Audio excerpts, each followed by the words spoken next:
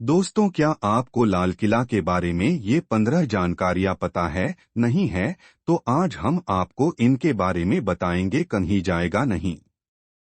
पहला, ऐसी मान्यता है कि लाल किले को पहले मुगल लोग लाल किला नहीं लाल हवेली कहते थे। क्यों? कुछ इतिहासकारों के अनुसार इसे लालकोट का एक पुरातन किला एवं हवेली बताते हैं, जिसे शाहजहां ने कब्जा करके इस पर तुर्क छाप छोड़ी थी।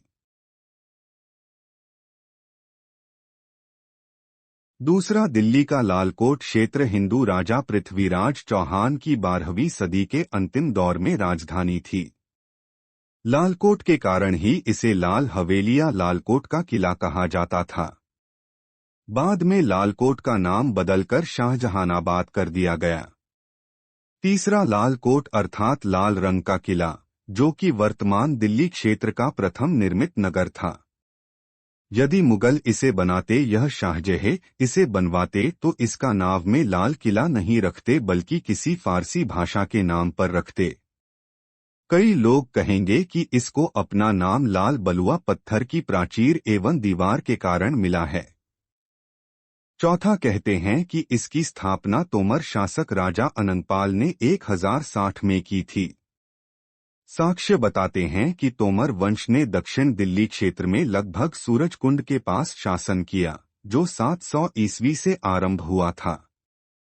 पंचमा, तोमर शासन के बाद फिर चौहान राजाओं का शासन चला। पृथ्वीराज चौहान ने 12वीं सदी में शासन ले लिया और उस नगर एवं किले का नाम किला राय पिथौरा रखा था। राय पिथौरा के अवशेष अभी भी दिल्ली के साकेत, महरौली, किशनगढ़ और वसंत कुंज क्षेत्रों में देखे जा सकते हैं। छठा, कुछ इतिहासकार मानते हैं कि शाहजहां 1627 से 1658 ने जो कारनामा ताजमहल के साथ किया, वही कारनामा लाल कोट के साथ। लाल किला पहले लाल कोट कहलाता था। दिल्ली का लाल किला शाहजहां के जन्म से सैकड़ों साल पहले महाराज अनंगपाल तोमर द्वितीय द्वारा दिल्ली को बसाने के क्रम में ही बनाया गया था। महाराजा अनंगपाल तोमर द्वितीय अभिमन्यु के वंशज तथा परमवीर पृथ्वीराज चौहान के नानाजी थे। सातवां, शाहजहां ने सन 1638 ईस्वी में आगरा से दिल्ली को राजधानी बनाया तथा दिल्ली के लाल किले का निर्माण प्रारंभ किया। अनेक मुस्लिम विद्वान इसका निर्माण 1648 ईस्वी में पूरा होना मानते हैं। लेकिन ऑक्सफोर्ड बोडेलियन पुस्तकालय में एक चित्र सुरक्षित है, जिसमें 1628 ईस्वी में फारस के राजदूत को शाहजहां के राज्याभिषेक पर लाल किले में मिलता हुआ दिखलाया गया है। यदि किला 1648 ईस्वी में बना तो यह चित्र सत्य का अनावरण करता है।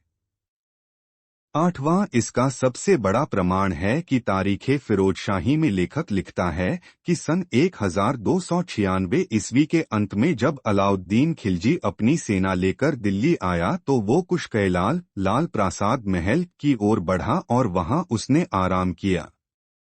नौवां, कई भारतीय विद्वान इसे लाल कोट का ही परिवर्तित रूप मानते हैं।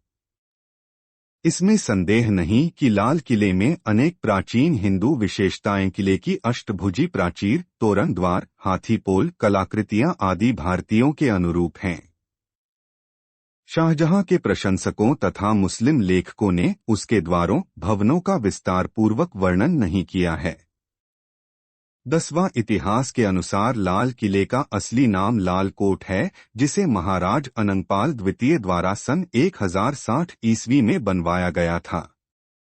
बाद में इस लाल कोट को पृथ्वीराज चौहान ने जीर्णोद्धार करवाया था। लाल किले को एक हिंदू महल साबित करने के लिए आज भी हजारों साक्ष्य मौजूद हैं। यहाँ तक कि लाल किले से संबंधित बहुत सारे साक्ष्य पृथ्वीराज रासों में मिलते हैं। 11वां, सिर्फ इतना ही नहीं, अकबरनामा और अग्निपुराण दोनों ही जगह इस बात के वर्णन हैं कि महाराज अनंगपाल ने ही एक भव्य और आलीशान दिल्ली का निर्माण करवाया था। शाहजहां से 250 वर्ष पहले सन 1398 ईस्वी में आक्रांता तैमूरलंग ने भी पुरानी दिल्ली का उल्लेख किया हुआ है। वरहवा लाल किले के एक खास महल में सूअर के मुंह वाले 4 नल अभी भी लगे हुए हैं। इस्लाम के अनुसार सूअर हराम है।